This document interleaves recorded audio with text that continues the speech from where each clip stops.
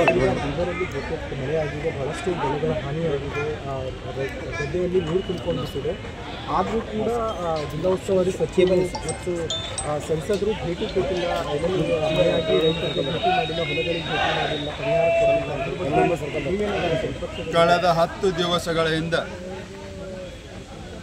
ಬೀದರ ಜಿಲ್ಲೆಯಲ್ಲಿ ಮುಸುಳುಧಾರೆ ಮಳೆಯಿಂದ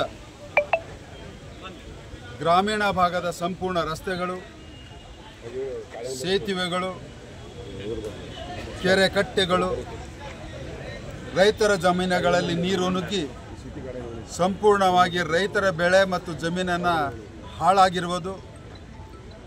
ಇಷ್ಟೆಲ್ಲ ನಡೆದಿದ್ದರ ಮೇಲೂ ಕೂಡ ಜಿಲ್ಲಾ ಉಸ್ತುವಾರಿ ಸಚಿವ ಈಶ್ವರ್ ಖಂಡ್ರೆ ಅವರು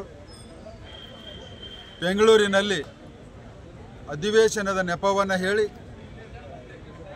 ವರ್ಚುವಲ್ ಮೀಟಿಂಗನ್ನು ಮಾಡಿ ಉಸುಬರಿಗೆ ಇಲ್ಲಿಯವರೆಗೆ ಜಿಲ್ಲೆಯ ರೈತ ಕಾರ್ಮಿಕರ ಬಡವರ ಜೀವನ ಅನೇಕ ಮನೆಗಳ ಹೋಗಿ ಇವತ್ತು ಬಡವರು ನಿರಾಶ್ರಿತರಾಗಿದ್ದಾರೆ.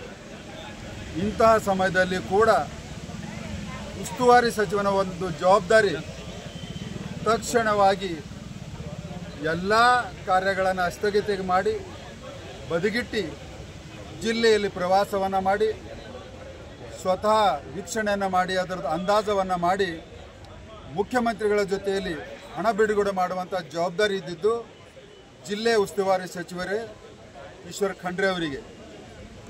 ಆದರೆ ಅವರಿಗೆ ಯಾವುದೇ ರೀತಿಯ ಜವಾಬ್ದಾರಿಯನ್ನು ಕಾಣ್ತಾ ಇಲ್ಲ. ಅವರ ಇತಿಹಾಸದ ಮೆಲ್ಕನ್ನು ಹಾಕಿದಾಗ ಯಾವಾಗ ಬೀದರ್ ಜಿಲ್ಲೆಯ ಜನತೆ ಕಷ್ಟದಲ್ಲಿರ್ತಾರೋ ಆವಾಗ ಅವರು ಬೆಂಗಳೂರಿನಲ್ಲಿ ಬೀಡ ಬಿಟ್ಟಿರ್ತಾರೆ. ಉದಾಹರಣೆ, ಕೋವಿಡ್ ಸಮಯದಲ್ಲಿ ಬೀದರ್ ಜಿಲ್ಲೆಯಲ್ಲಿ ಜನತೆ ಸಾಕಷ್ಟು ಕಷ್ಟಕ್ಕೆ ಒಳಗಾಗಿದ್ದರು.